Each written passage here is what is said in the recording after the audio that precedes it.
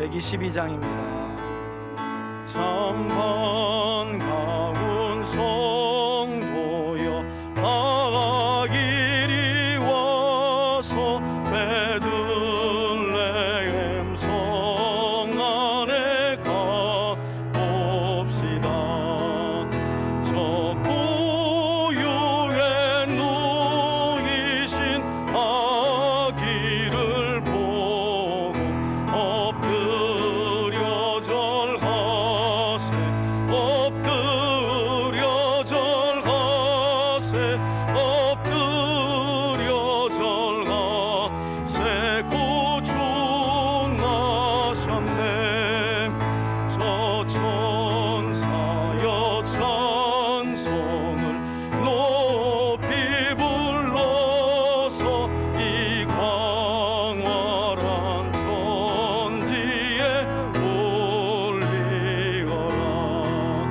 주 하나님 앞에 영광을 돌려 엎드려 절하세 엎드려 절하세 엎드려 절하세 구주 나셨네.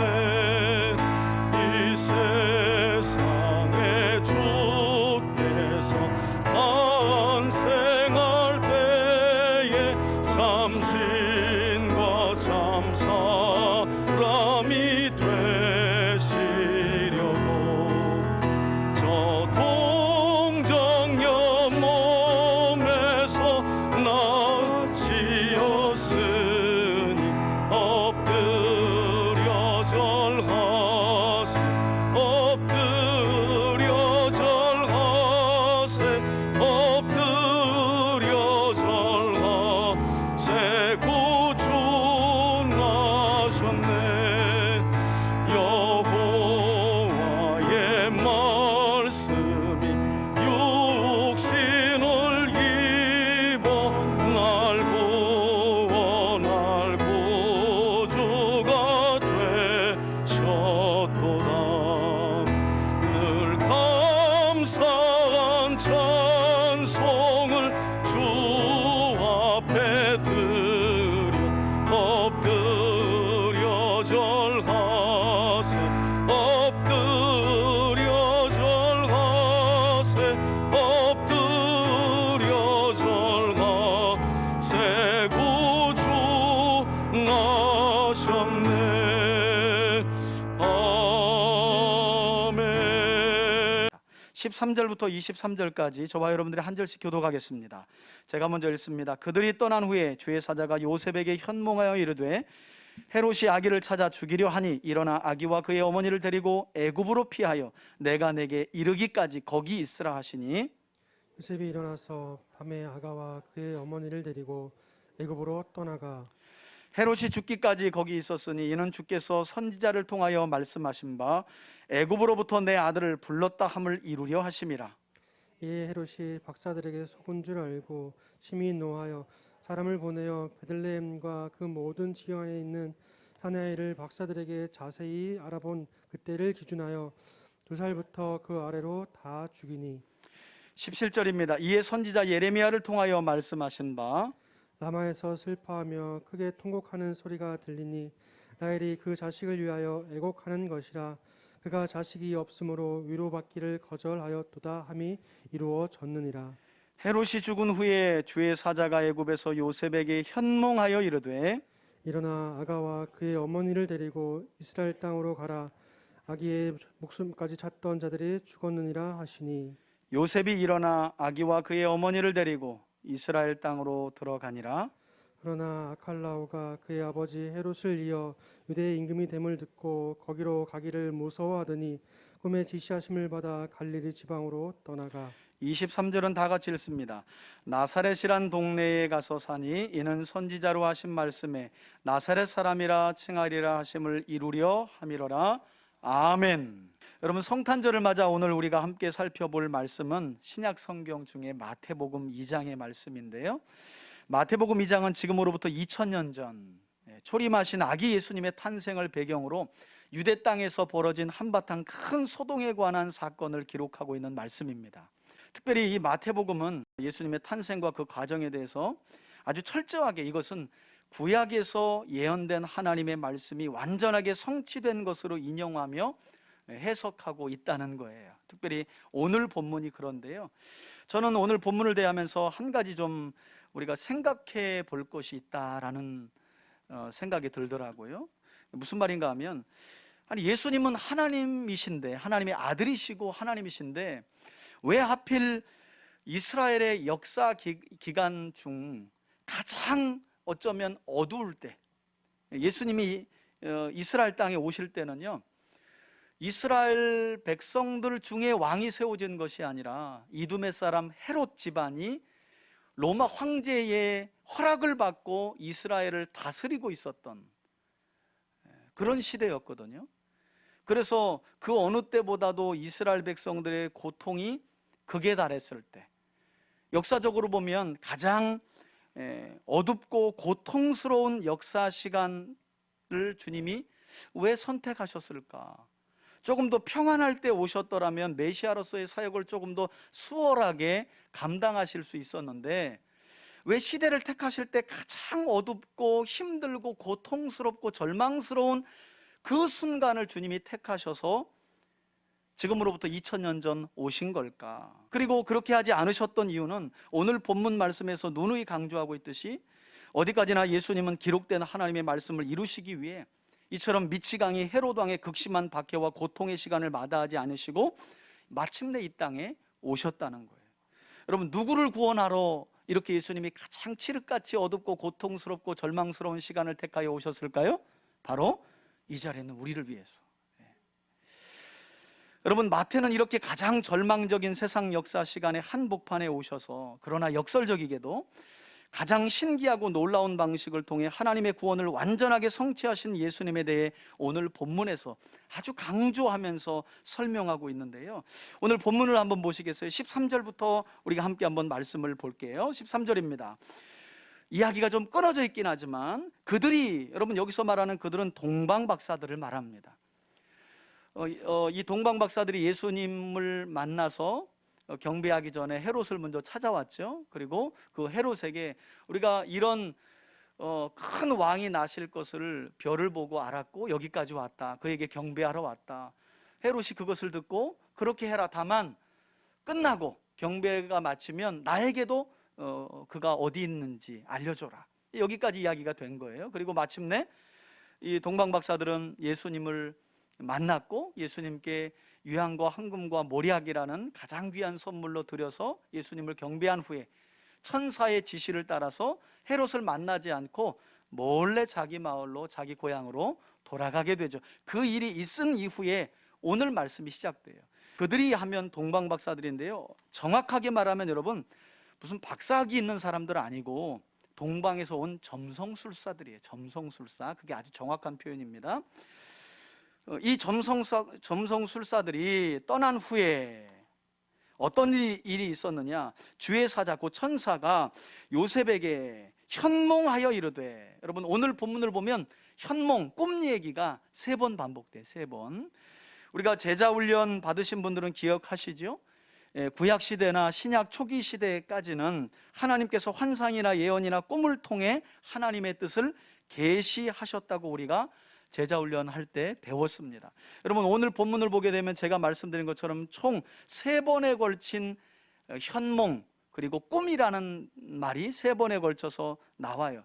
근데 놀랍게도 요셉은 이렇게 철저히 3번에 걸쳐 꿈으로 보여진 하나님의 뜻에 온전히 순종하며 따라가는 모습을 보였다는 거예요. 사실 여러분 예수님의 육신의 부모님 하면 우린 요셉보다는 누구에게 대한 정보가 많아요? 그렇죠. 마리아에 대한 정보가 사실은 많고, 마리아는 잉태하는 그 순간부터 주의 여종에게 하신 말씀대로 저는 처녀이지만 수태고지한 천사 앞에서 주의 말씀대로 여종에게 이루어질 줄 믿습니다 하고, 사실은 유대 율법에 따르면 처녀가 임신하면 이건 간통한 것이기 때문에, 간음한 것이기 때문에 돌에 맞아 죽는 것이거든요. 그럴 수 있는 위험한 순간에도 마리아가 말씀에 순종하고 아기 예수님을 탄생시켜서 그리고 또 잘 자라게 하는, 그래서 우리에게는 예수님의 육신의 부모님 하면 요셉보다는 마리아에 대한 인식과 비중이 더 큰데요, 여러분 오늘 본문 같은 경우를 보면 이 요셉의 역할이 얼마나 컸는지도 성경이 우리에게 가르쳐주고 있다라는 거예요. 요셉은 그냥 일찍 죽었다고 전승에 내려오기는 하지만 우리가 생각하는 것처럼 그냥 육신의 아버지 정도가 아니라 오늘 본문에서 우리가 알 수 있듯이요, 아기 예수님의 탄생을 통해 하나님의 구원 약속이 이루어지는 데 있어서 요셉은 하나님께서 보이신 하나님의 뜻, 그것이 꿈이었지만 그때는 성경이 없었기 때문에 꿈을 통해 계시하신 하나님의 뜻에 3번이나, 그것도 놀라워요, 너무 절망적인 상황 속에서 하나님이 지시하신 계시를 따라서 온전히 순종해내는 모습을 보였다는 거예요. 사실 이때는 예수님이 어떤 상태예요? 갓난 아기 때였어요, 여러분. 예수 그리스도를 통해 말씀이 성취되기 위해서 절대적인 역할을 했던 사람이 누구라고요? 요셉이에요, 요셉. 그래서 요셉이 아기 예수님과 마리아를 데리고 떠나라 하니 떠나고, 밤중에 떠나고, 다시 이스라엘로 돌아가라고 하니 요셉이 또 돌아가고.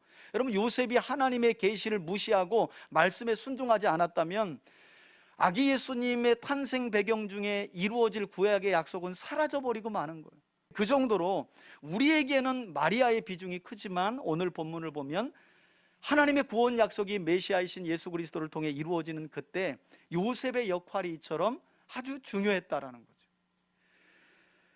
그런 점에서 저는 우리 3대 가족들 모두가 요셉이 꿈을 통해 계시하신 하나님의 뜻에 이처럼 철저히 3번이나 순종했던 것처럼 하나님께서 우리 손에 들려주셔서 이 마지막 구원의 완성을 계시하신 이 성경 66권의 말씀에 저와 여러분들도 온전히 따라가고 순종함을 통해서 그런 우리의 삶 속에 하나님의 구원 역사가 이루어지는 복된 삶을 살아가는 저와 여러분들이 되시길 주의 이름으로 축원해 드립니다. 여러분, 아기 예수님의 탄생에 대한 예언은 요셉을 통해 이루어졌지만 마지막 때에 하나님이 이루시겠다고 하신 심판과 구원은 지금 세워진 교회와 부름받은 저와 여러분들을 통해 이루어져 가고 있고 이루어질 것인 줄 믿습니다. 그게 성도들의 믿음인 거예요. 아, 요셉은 순종하고 계시에 순종하고 끝냈구나. 그렇게 끝나면 안 되고 지금 하나님의 놀라운 성경을 통해 계시하고 이루시겠다고 한 뜻이 교회와 우리를 통해 이루어져 가고 있다는 것도 우리가 기억해야 한다는 거예요. 그러려면 하나님의 계시를 봐야 하고요, 그 뜻을 분별할 줄 알아야 돼요. 요셉이 뭐야 개 꿈꿨네 이러면 이제 하나님의 구원 약속은 날아가는 거예요. 그런데 놀랍게도 하나하나 꿈을 통해 하나님이 계시하시는 내용을 요셉은 흘려듣지 않았어요. 그리고 절망적인 순간의 현실보다는 하나님의 말씀을 바라보았다는 거예요. 저는 이런 믿음이 우리 3대 가족들에게 있기를 다시 한번 예수님의 이름으로 축복합니다. 여러분, 이렇게 요셉의 꿈에 보여진 계시의 내용이 무엇이었답니까? 계속해서 성경을 보니까 미치광이 헤롯 왕이 아기 예수를 찾으려 하니 요셉으로 하여금 어떻게 하라고요? 일어나서 아기 예수님과 그의 어머니 마리아를 데리고 천사가 어디로 내려가라고 꿈속에서 말했다는 거예요? 애굽으로 내려가서 피하여 내가 내게 이를 때까지 거기 있으라 하시니. 여러분, 사실 이 구절은 우리가 구약 성경을 생각하지 않고 읽으면 와, 미치광이 헤롯의 박해가 참 극심했구나 라는 정도, 그것 때문에 아기 예수님의 부모님인 요셉과 마리아가 참 고통스러웠구나 라는 정도밖에 생각할 수 없어요. 하지만 지금 마태가 아기 예수님 일행이 헤롯 왕을 피해 애굽으로 내려가게 된 사건을 기록하는 이유는 그만큼 헤롯 왕의 박해가 극심했음을 보여주기 위한 게 아니라, 애굽으로 내려가 하면 여러분, 이 성경의 원독자인 마태복음을 처음 대하는 이 교회 공동체와 유대인들은요, 애굽으로 내려가 하면 딱 생각나는 사람이 모세예요, 모세. 우리가 그걸 기억할 필요가 있어요. 그래서 지금 마태도 이 사건을 통해 헤롯 왕이 얼마나 큰 박해를 저질렀고 그로 인해 요셉과 마리아가 얼마나 큰 고통을 겪은 줄 알아, 이거 알려주려고 하는 게 아니라, 오히려 말씀드린 것처럼 지난날 출애굽의 주역인 모세가 이스라엘 백성들을 출애굽시키기 위해 어디로 내려가요? 애굽으로 가죠. 그죠? 하나님께서 불타는 떨기나무에서 출애굽기 3장에서 모세를 만나시고 내 백성이 부르짖으니 내가 그들을 구원하여야 되겠으니 네가 나를 대신해서 가라. 여러분, 지금 예수님은요, 그런 모세를 연상시키는 인물이에요. 사실 모세는 그림자, 예수님은 뭐예요? 실체인 거죠. 오늘 본문을 보면 예수님은 온 이스라엘을 대표하는 대표적인 성격도 있지만 모세를 연상시키는 그런 인물로 마태가 기록하고 있다는 거예요. 그러므로 마태는 예수님께서 헤롯 왕을 피해 애굽으로 내려가신 이 사건이야말로 이 땅 인정한 출애굽을 완성하시기 위해 내려가신 구원의 발걸음이었다. 마치 모세가 하나님의 약속을 받고 이스라엘 백성들을 구원하기 위해 애굽에 내려가서 마침내 10개의 재앙 이후에 그 백성을 구원해내신 것처럼 아기 예수님이 지금 상황은 절망적이죠. 헤롯 왕의 권세가 너무 커서 만 왕의 왕이라는 예수가, 아기 예수가 그냥 애굽으로 내려가는 상황인 거예요. 너무 절망적인 거예요. 구세주가 났는데 아기예요. 그것도 애굽으로 피해 내려가는 길이었어요. 그러나 마태는 그런 현실 속에서 이루어지고 있는 하나님의 약속을 우리에게 설명하고 있다는 거예요. 그냥 내려간 거 아니다. 이 걸음은 도망하여 내려가는 걸음이 아니라 구원을 위해 모세와 같이 애굽으로 내려가는 발걸음이었다. 이렇게 우리에게 성경을 적용하며 설명하고 있다는 거예요. 여러분, 이때 주의 천사로부터 하나님의 뜻을 계시받은 후에 이 요셉이 얼마나 다급했는지, 사실 우리 성경은 필요한 말만 하고 나머지는 설명을 안 하잖아요. 사실 여러분, 헤롯이 동방박사들을 보낼 때 가는 길에 그냥 알려만 주어, 여러분 이랬겠어요? 그건 너무 성경을 순진하게 읽는 거예요. 여러분, 사람을 붙였을 것이고요, 이제 이 일을 어떻게 할지 상의했을 것이고요, 어떻게 예수를 죽일까, 벌써 그때부터 시작된 거예요. 그 상황이 그래서 너무너무 다급하고 이미 군대가 소집되고 군대가 풀렸어요. 어딘지 알아보라고 하고, 왜냐하면 동방박사들이 도망가 버렸거든. 이제 헤롯이 그 장소를 직접 찾아야 하거든요. 지금 여기저기 군인들이 막 돌아다니고 있는 상황이에요. 그러다 보니 이 꿈에 계시된 하나님의 명령을 받은 요셉이, 여러분 14절 보세요. 드디어는 일어나요. 그리고 애굽으로 언제 출발했다는 거예요? 여러분 여기 보세요. 여러분, 갓난 아이를 데리고 이제 출산한 마리아를 데리고 요셉이 밤에 갈 수밖에 없는 거예요. 밤에. 그 상황을 한번 상상을 해보세요. 여러분, 별빛 보면서 여보, 메시아를 우리가 드디어 출생시켰네. 밤이 오늘 아름답지. 애굽으로 내려. 여러분, 이런 상황이 아니에요. 막 난 아이를 들쳐업고 하나님의 이 꿈이 이게 생신가, 이게 계시가 맞나, 이런 헷갈림도 있고 의심도 있는데 그 말씀이 너무 분명하니까 이제 출산한 아기 예수님을 마리아와 함께 데리고 밤에 애굽으로 떠났다라고 말해요. 여러분, 애굽까지의 거리는 여기서 여기 평택 가는 그런 게 아니에요. 대략 한 베들레헴 국경에서 애굽까지는 130km 거리예요. 여러분, KTX 타고 가는 거 아니고 비행기 타고 가는 거 아니에요. 차도 없어요. 걸어서 갔겠죠. 걸어서 130km를 밤에 갈 수밖에 없는 상황이에요. 밤에. 그리고 여기서 우리가 한 가지 깨닫게 되는 것은 무엇인가 하면, 아니 하나님이 전능하신데 요셉과 마리아와 아기 예수님을 베들레헴에 두고는 못 지키셨는가? 여러분, 그런 생각은 한번 안 해보셨어요? 아니, 하나님이 전능하시잖아요. 왜 굳이 갓 태어난 예수님을 마리아의 등에 업혀가지고 그 먼 130km를 밤중에 달려가게 만드시냐는 거예요. 왜 그렇게 보호하실까? 하나님이 무소부지하시고 전지전능하신 하나님이신데, 여러분 그거 아셔야 돼요. 하나님이라고요, 모든 역사와 하나님이 계획하신 바를 이루실 때 하나님은 무조건 기적만 사용하시는 것이 아니에요. 우리가 꼭 그걸 기억해야 돼요. 성경에 종종 하나님이 초자연적인 역사를 통해 하나님의 구원 계획을 이루죠. 그래서 우리도 때때로 사람의 힘으로 되지 않을 문제를 놓고는 하나님 기적을 보여주세요라고 기도하잖아요.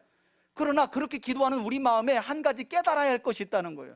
하나님은 기적만 가지고 하나님의 뜻을 보이시고 펼치시는 분이 아니에요. 적지 않은 경우요, 누군가의 지고지순한 순종과 인내를 통해 하나님의 뜻을 펼쳐가시고 그리고 나타내 보이시는 줄 믿으시길 바랍니다. 여기서는 그 인물이 누구였을까요? 그렇죠, 요셉이었던 거예요. 계속해서 하나님 꿈을 통해 자기 뜻을 계시해요. 요셉은 인내하면서 절망 중에 아기 예수님과 마리아를 데리고 애굽으로 내려가죠. 하나님의 뜻을 흘려듣지 않아요. 자기 순종을 통해 하나님의 뜻이 이루어질 것을 믿고 그 현실 속에서 이루어내는 거예요. 저는 저와 여러분들의 삶도 마찬가지라고 봐요. 우리 삶에 기적 같은 일들이 한두 번씩 있죠. 여러분, 그렇다고 기적이 매일 일어나나요? 그때 우리가 기억해야 될 것이, 오늘 내가 하나님의 약속을 붙들고 살아가는 삶을 통해 하나님의 구원 약속이 이루어져 간다라고 하는 사실, 하나님의 계획이 실수 없이 빈틈없이 땅에 떨어짐이 없이 완성되고 있다는 사실도 우리가 기억하며 살아야 할 줄 믿습니다. 그게 바로 교회고 하나님의 사람들인 거죠. 자, 여하튼 애굽에 이렇게 내려가서, 애굽으로 이제 밤중에 내려가요. 15절 보시면 헤롯 왕이 죽기까지 거기 있으니 순종도 잘하죠. 오래 있지는 않았던 것 같아요. 대략 한 1년 정도 애굽에 거했던 것으로 보는데요. 여러분, 역사학자들에 따르면 이미 애굽에는요, 특별히 알렉산드리아라고 하는 지역에는 유대인들만 100만 명이 살았다고 그래요. 100만 명. 이집트와 이 이스라엘은 워낙 역사적으로 오랜 그런 지역에 있었고, 예수님 당시에는 사두개인들이 하나님의 성전을 장악하고 있으면서요, 신앙 좋은 사람들은 유대 지역을 거의 다 떠났어요. 이건 마귀들이 하나님의 성전을 장악했다, 이런 생각을 가지고요, 이집트로 내려가고 거기에도 성전이 하나 지어져 있었다고 하는 역사학자들의 주장도 있어요. 그러니 유대인들이 있었던 그곳으로 아마 내려갔던 것 같아요, 요셉도. 또 어떤 분들은 이렇게까지 질문하시는 분들이 있어요. 목사님, 아니 그 밤중에 갓난아이 없고 마리아를 데리고 요셉이 갔다면 어떻게 먹고 살았을까요? 참 심도 깊게 생각도 깊어. 그런 건 나 먹고 살기 바빠가지고 뭐 예수님 요셉 데리고 어떻게 가서 먹고 살았는지 우리가 무슨 관심이 있어요. 그랬더니 한 신학자가 이런 대답을 내놓네요. 동방박사들이 드린 그 예물, 그거 팔았대. 물로 한 1년 정도 생활했다고 그래요. 합리적이잖아요. 네. 자, 이렇게 해서 헤롯 왕을 피해서 애굽으로 내려가게 된 이 사건이 지금 기록되고 있는 건데, 놀라운 건요, 이 사건을 두고, 이게 절망적이잖아요. 이제 메시아가 오면 뭔가 일이 바바바박 하고 일어날 줄 알았는데, 아기 예수, 메시아로 태어난 아기 예수가 애굽으로 도망가는 그런 현실이 벌어진 거예요. 그런데 놀랍게도 마태는 그 사건을 두고 어떤 해석을 내놓고 있느냐, 이게 중요한 거예요. 자, 성경을 보세요. 이는 주께서 선지자를 통하여 말씀하신 바 애굽으로부터 내 아들을 불렀다 함을 뭐 하려고요? 이루려 하심이라 라고 해석하며 적용하였다는 거예요. 여러분, 지금 마태가 인용한 이 구절은요, 호세아서 11장 1절의 말씀이고요, 호세아서 11장 1절을 펴보면 호세아 선지자가 이제 곧 아시리아에 심판당할 북이스라엘 백성들을 향하여 출애굽에 관한 예언을 하는 중에 이 내용이 선포되고 있어요. 그리고 여기서 말하는 내 아들은 이스라엘 백성들을 지칭하는 의미인데요.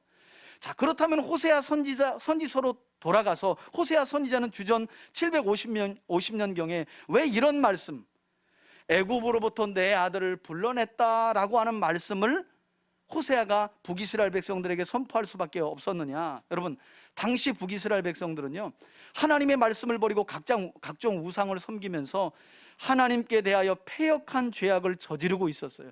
그런데 놀랍게도 이 11장이 어떤 장이냐면, 그래서 너희들은 망하게 될 거야, 너희들은 신실한 남편인 나 여호와를 버리고 너무나 음란하게 생활을 했어. 영적으로 이방 나라를 의지했고 이방 우상들을 너무 의지했어. 그런 너희들은 심판받고 말 거야.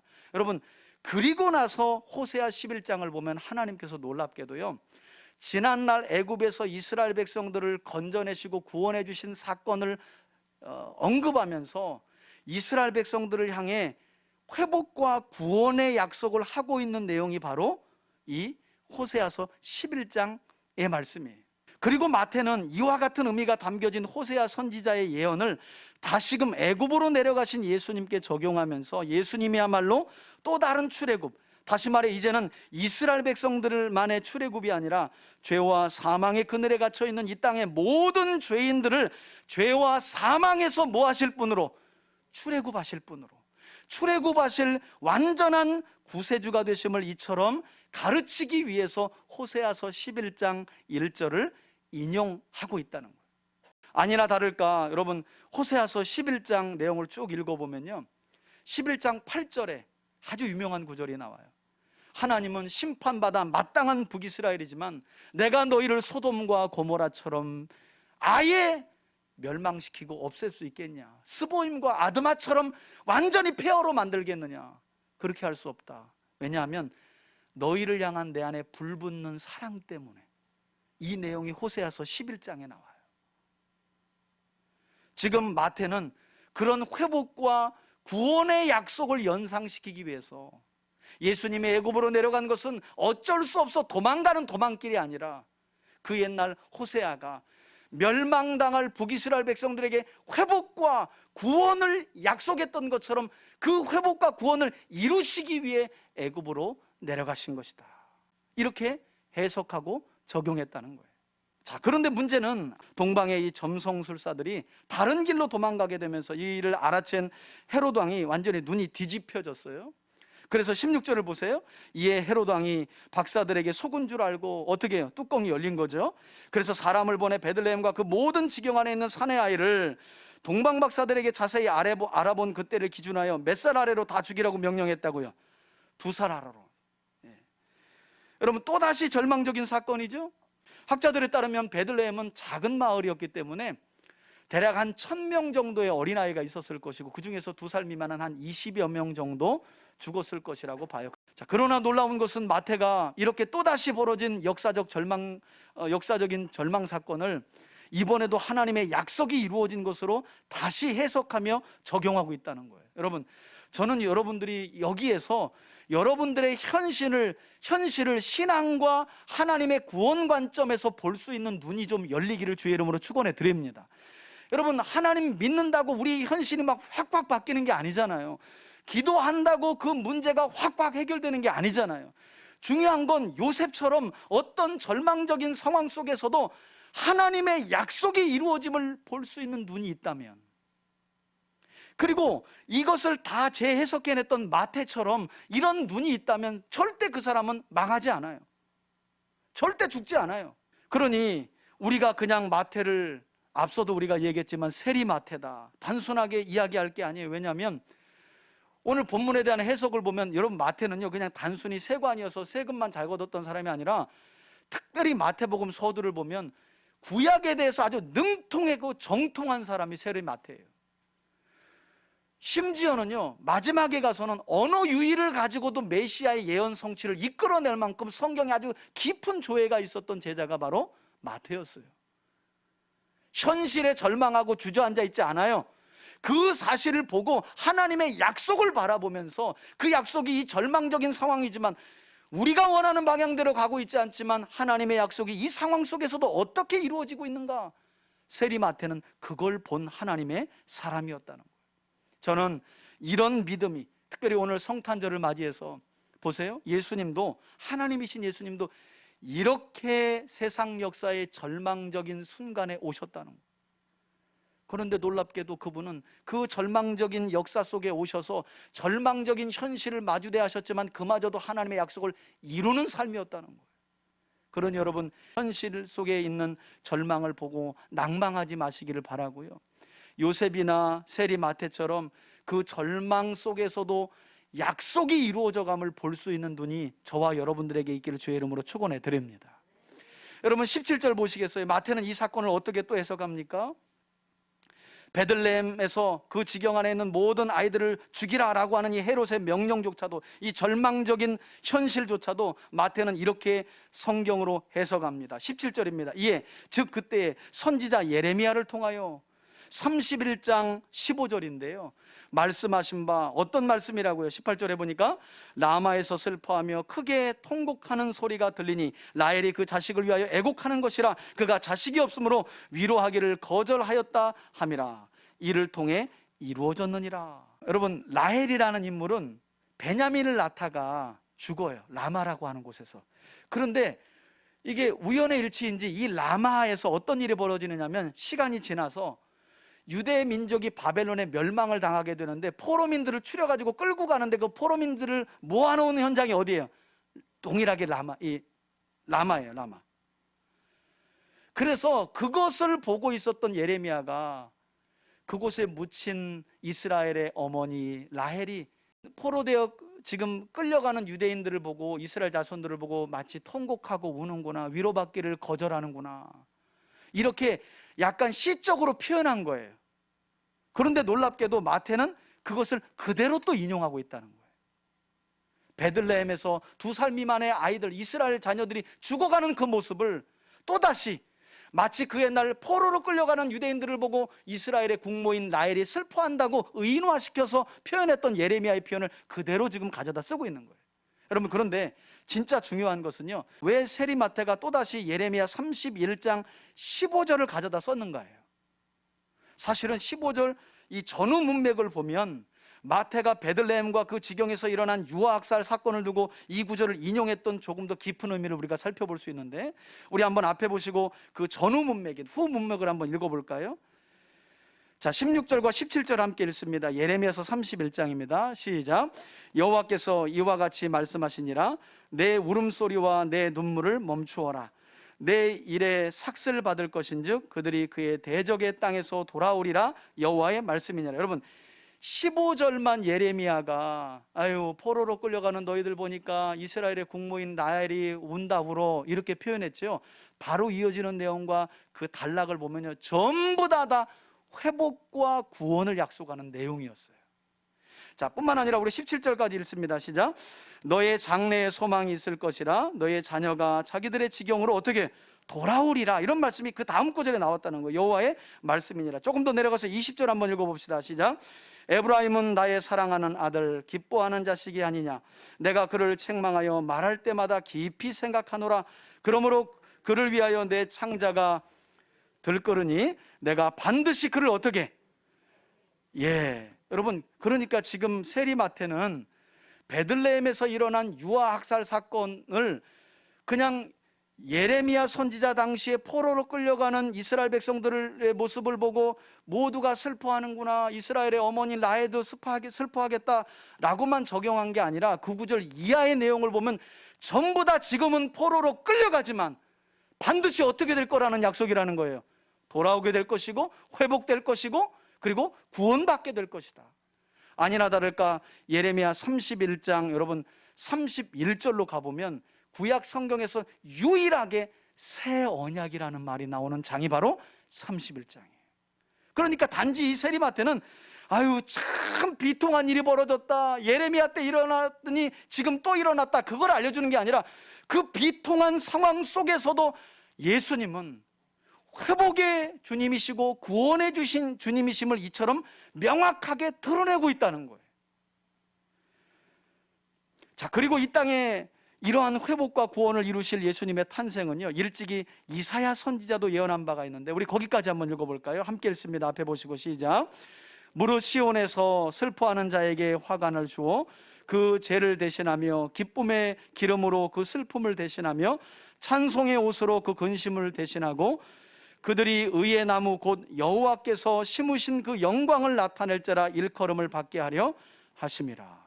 여러분, 메시아의 탄생은요, 가장 절망적인 순간에 오신 메시아이신 예수님이지만 놀랍게도 회복과 구원을 위해 오셨다. 그래서 애굽으로 내려가라고 하는 호세아의 예언 성취도 사실은 하나님께서 회복과 구원을 약속하시는 내용이었고, 그리고 베들레헴에서 일어난 이 학대 사건, 학살 사건도 내용을 보니 그냥 비통한 일이 또 벌어졌다가 아니라 그 일 이후에 있게 될 회복과 구원을 또다시 말하고 있는데, 그것이 누구를 통해 성취되었다는 거예요? 예수님을 통해 성취되었다는 것을 이처럼 마태가, 그러니까 여러분, 마태가 제가 설교를 준비하면서 이 이후에 마지막 나사렛 적용을 보면 기가 막혀요. 이건 학자의 학자, 그냥 세리가 아니었어요. 성경이 얼마나 능통한지 그 사건까지도 예언의 성취로 또 적용하고 있는 거예요. 얼마나 성경에 능통하고 말씀이 충만한 사람이었습니다. 자, 이렇게 마태는 아기 예수님의 탄생을 배경으로 절망 중에 벌어진 모든 일들이 하나님의 구원 약속 안에 있는 일들이었음을 가르쳐 주었는데, 제가 설명드린 것처럼 여러분, 마태는 결국 어떤 사건까지 구원의 성취로 귀결시켜주고 있느냐, 마지막 예언의 성취가 이제 19절 이후에 나와 있는데요, 아기 예수님의 탄생과 예언의 성취와 관련된 마지막 성취 19절 한번 보세요. 헤롯이 죽은 후에 주의 사자가 애굽에서 머물러 있었던 요셉에게 또다시 현몽하죠, 그죠? 그래서 뭐라고 말합니까? 이제는 일어나서 아기와 예수님입니다, 그의 어머니를 데리고 어디로 가라고요? 이스라엘 땅으로 가라. 헤롯 왕과 너희를 위협하는 자들이 어떻게 됐다고요? 죽었다는 거예요. 역사적 기록대에 따르면 이때가 주전 4년이에요. 여러분, 헤롯 대왕이 죽은 것은 주전 4년이라는 기록이 명확해요. 그렇기 때문에 우리가 알고 있는 예수님의 탄생이 AD 1년이라는 것은 수정할 필요가 있어요. 예수님은 대략 BC 6년경에 태어나신 걸로 보여요. 그리고 헤롯은 주전 4년경에 죽었으니까. 그래서 예수님의 십자가 사건도 AD 30년에서 33년 공생애가 아니라 그거보다 앞쪽으로 좀 당겨야 됩니다. 한 3, 4년을 당겨야 돼요. 실제로는 그래요. 근데 여기서는 뭐 그게 중요한 게 아니니까. 아무튼 헤롯이 주전 4년경에 죽게 되는데요, 이 소식을 또 알려주는 거예요. 한 1년여 만에 요셉아, 됐다. 아기 예수님과 너를 해하려고 하는 자들이 이제 죽었다. 일어나라. 그래서 요셉이 21절에 보니까 일어납니다. 그리고 아기 예수님과 그의 어머니를 데리고 이스라엘 땅으로 올라가요. 여러분, 그런데 문제는 이 미치광이 헤롯의 왕권을 이제 이어받아서 그의 아들들이 이스라엘 지경을 쪼개가지고 다스리는데, 유대와 예루살렘 지역은요 헤롯 아켈라오라고 하는 아들이 다스려요. 문제는 이 아들이 아버지 뺨치는 사람이었다는 거예요. 얼마나 백성들을 잔악하게 통치했는지, 요셉이 꿈속에서 이스라엘로 올라가라, 당연히 베들레헴으로 가려고 했겠죠? 그죠? 유대 지경으로. 그런데 엄두를 못 내는 거예요. 우리 성경에 보니까. 그래서 22절을 보니까, 그러나 아켈라오가 그의 아버지 헤롯을 이어 유대 임금이 됨을 듣고 요셉이 아기와 아내인 마리아를 데리고 거기로 가기를 어떻게 무서워하더니, 이번에도 요셉이 꿈의 지시를, 그래서 3번 나온다니까요. 하나님의 이 계시가, 특별 계시가 꿈의 지시함을 받아 베들레헴이 아니라 이번에는 어디로요? 갈릴리 지방으로 떠나가서. 자, 또다시 절망이죠. 지금 연거푸 계속해서 절망적인 상황이 벌어지고 있어요.